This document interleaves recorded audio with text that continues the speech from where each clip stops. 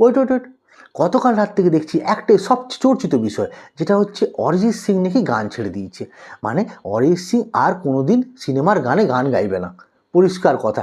কেন, ওনার যে পোস্টটা আমরা দেখলাম টুইটার হ্যান্ডেলে এবং ইনস্টাগ্রামে, উনি রাত্রিবেলা যখন পোস্ট করেছিলেন যে thank you to all my viewers and happy new year, আমাদের সবাইকে হ্যাপি নিউ ইয়ার উইশ করে দিয়ে বলছে যে হ্যাঁ আমি আর কখনো গান গাইবো না, সব ভিউয়ার্সদেরকে আমার থ্যাংক ইউ।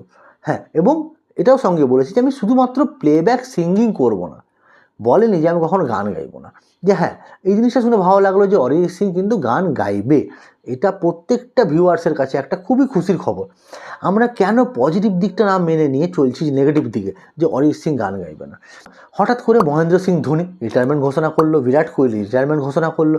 তেমনি লেজেন্ডরা যখন যায়, সত্যি মানুষের একটা কষ্ট হয়, এটা চেপে থাকা একটা কষ্ট যেটা মানুষের হয়। হ্যাঁ, এটা চেপে থাকা একটা কষ্ট বুকের মধ্যে থাকে।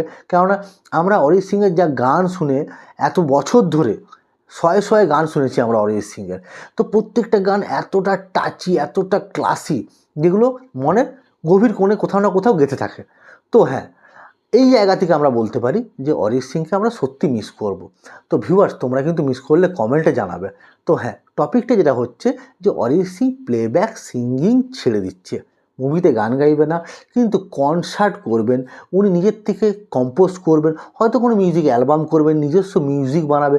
সেটা কি হবে, সেটা একমাত্র সেই দিনের অপেক্ষা, যখন সেই অ্যালবাম বা কোনো ওনার কম্পোজিশনের কোনো গান আমরা দেখতে পাবো কোনো প্ল্যাটফর্মে, লাইক ইউটিউব হোক, কোনো মিউজিক অ্যালবামের মাধ্যমে হোক।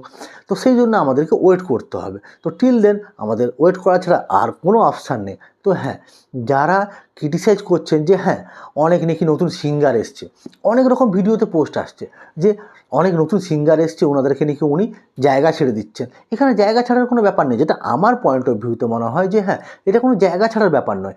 উনি লেজেন্ড। অনেকে বলছেন যে হ্যাঁ এটা it's an end of an এরা। তো এই এরার কোনো শেষ নেই, কেন লেজেন্ডরা শেষ হয় না। আমি যদি হিসাব করে দেখাতে চাই যে আপনার লতা মঙ্গেশকরকে আমি দেখাতে, আপনি বলতে পারবেন যে হ্যাঁ লেজেন্ড শেষ হয়ে গেছে, না। Till now she is exist, she is God, she is Saraswati.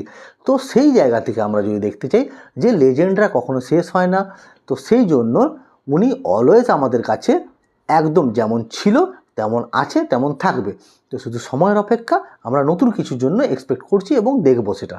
আমাদের প্রিয় সমুদা, কেউ নামটা চেনে না, তো আমরা যারা বাঙালি তারা আমরা চিনি যে ওটা সমুদা। তো ঠিক আছে, ভাইটামিন অরিজিৎ আমরা আবার দেখতে চলেছি কোনো না কোনো অ্যালবামে, কোনো না কোনো কম্পোজিশনে। তো till then wait, tata, bye by.